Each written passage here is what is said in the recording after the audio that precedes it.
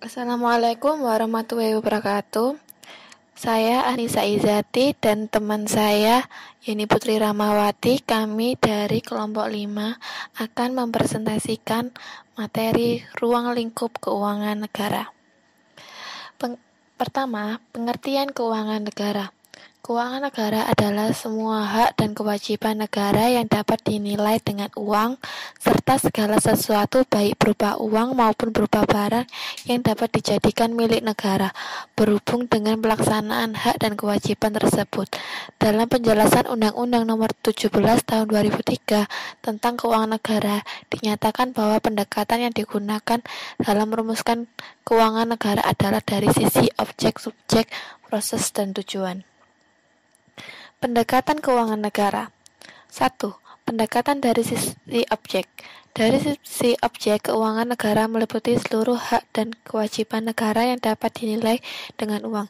Di dalamnya termasuk berbagai kebijakan dan kegiatan yang terselenggara dalam bidang fiskal, moneter, dan atau pengelolaan kekayaan negara yang dipisahkan. Selain itu, segala sesuatu dapat berupa uang maupun berupa barang yang dapat dijadikan milik negara, berhubung dengan pelaksanaan hak dan kewajiban tersebut.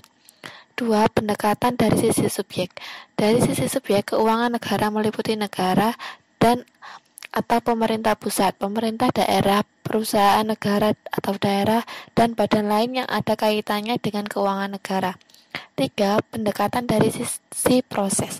Dari sisi proses, keuangan negara mencakup seluruh rangkaian kegiatan yang berkaitan dengan pengelolaan objek keuangan negara, mulai dari proses perumusan kebijakan dan pengambilan keputusan sampai dengan pertanggungjawaban.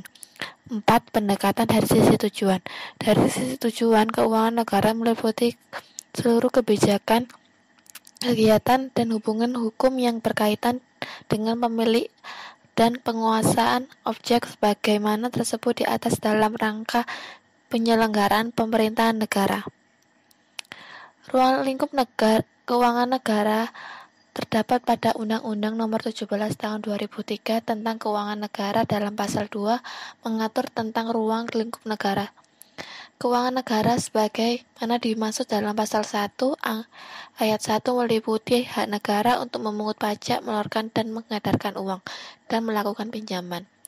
Kewajiban negara untuk menyelenggarakan tugas layanan umum pemerintah negara dan pembayar tagihan pihak ketiga, menerima dan pengelola negara, penerimaan daerah dan pengeluaran daerah, kekayaan negara atau kekayaan daerah yang dikelola sendiri atau pihak lain yang berupa uang. Kekayaan pihak lain yang dikuasai oleh pemerintah dalam rangka penyelenggaraan tugas pemerintahan dan kepentingan umum. Kekayaan pihak lain yang diperoleh negara menggunakan fasilitas yang diberikan perintah. Kekuasaan pengelolaan keuangan negara terdapat pada Presiden memegang kekuasaan umum keuangan negara. Pengelolaan fiskal dan wakil pemerintah dalam pengelolaan kekayaan negara yang dipisahkan dikuasakan kepada Menteri Keuangan. Penggunaan anggaran atau barang dikuasakan kepada menteri atau pimpinan lembaga. Pengelolaan keuangan daerah termasuk kekayaan daerah yang dipisahkan diserahkan kepada daerah. Kekuasaan umum Presiden tidak termasuk bidang moneter yang diatur dalam UU tersendiri. Siklus anggaran. Siklus anggaran adalah suatu masa peredaran atau perputaran dari suatu anggaran, yaitu mulai dari proses persiapan sampai pelaksanaan dan perhitungannya. Yang pertama yaitu perencanaan dan penganggaran APN, kemudian pembahasan APBN, selanjutnya penetapan APBN, yang keempat pelaksanaan APBN, yang kelima pelaporan dan pencatatan, dan yang terakhir pemeriksaan dan pertanggungjawaban. Siklus anggaran yang ada di Indonesia yaitu siklus anggaran APBN terdiri dari 1. Perencanaan dan penganggaran, 2. Penetapan anggaran, 3. Pelaksanaan anggaran, 4. Pemeriksaan anggaran, dan 5. Pertanggungjawaban atas pelaksanaan anggaran. Siklus pengelolaan negara yaitu ada perancangan JK panjang dan menengah, ada perencanaan JK pendek atau kebijakan fiskal. Kemudian ada penetapan anggaran dan pelaksanaan dan pertanggungjawaban anggaran, lalu pemeriksaan keuangan. Dari Bappenas itu ada perencanaan jangka panjang dan menengah, kemudian ke RPJP dan RPJM atau RPJPD dan RPJMD.